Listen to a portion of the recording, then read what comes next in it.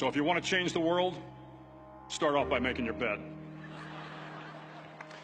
If you make your bed every morning, you will have accomplished the first task of the day.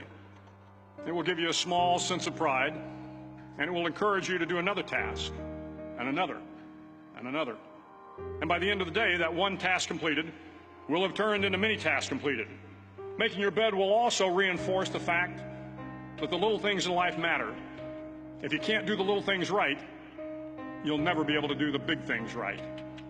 And if by chance you have a miserable day, you will come home to a bed that is made, that you made. And a made bed gives you encouragement that tomorrow will be better. To pass SEAL training, there are a series of long swims that must be completed. One is the night swim. Before the swim, the instructors joyfully brief the students on all the species of sharks that inhabit the waters off San Clemente. They assure you, however, that no student has ever been eaten by a shark, at least not that they can remember. But you are also taught that if a shark begins to circle your position, stand your ground. Do not swim away. Do not act afraid.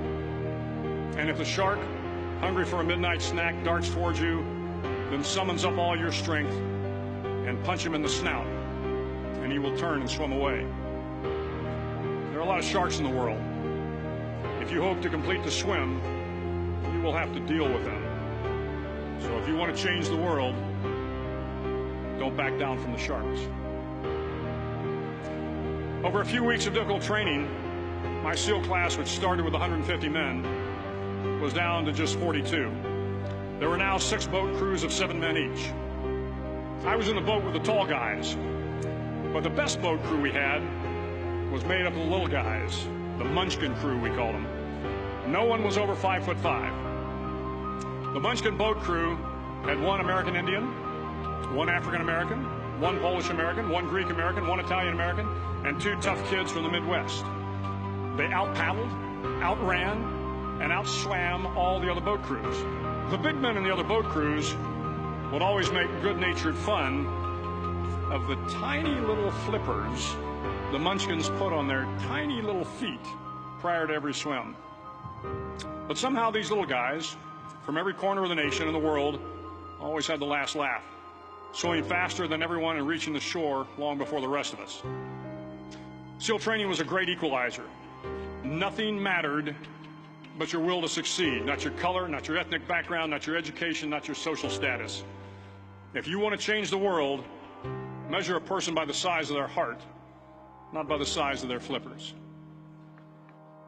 The 9th week of training is referred to as Hell Week. It is 6 days of no sleep, constant physical and mental harassment, and 1 special day at the Mud Flats. The Mud Flats are an area between San Diego and Tijuana where the water runs off and creates the Tijuana Sloughs, a swampy patch of terrain where the mud will engulf you. It is on Wednesday of Hell Week that you paddle down to the Mud Flats and spend the next 15 hours trying to survive this freezing cold, the howling wind, and the incessant pressure to quit from the instructors. As the sun began to set that Wednesday evening, my training class, having committed some egregious infraction of the rules, was ordered into the mud. The mud consumed each man till there was nothing visible but our heads. The instructors told us we could leave the mud if only 5 men would quit. Only 5 men, just 5 men, and we could get out of the oppressive cold. Looking around the mud flat, it was apparent that some students were about to give up. It was still over 8 hours till the sun came up. 8 more hours of bone-chilling cold. The chattering teeth and the shivering moans of the trainees were so loud, it was hard to hear anything. And then one voice began to echo through the night. One voice raised in song.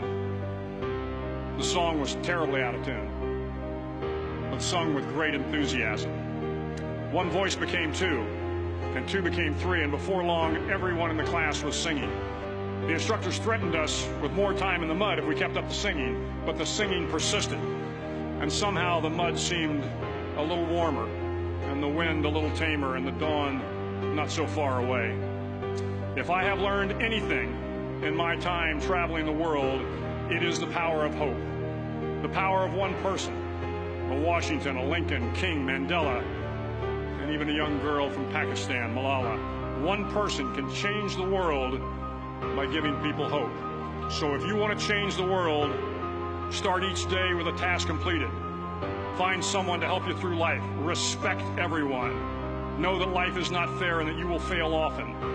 But if you take some risks, step up when the times are the toughest, face down the bullies, lift up the downtrodden, and never, ever give up.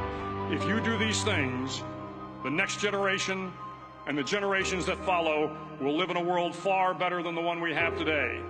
And what started here will indeed have changed the world for the better.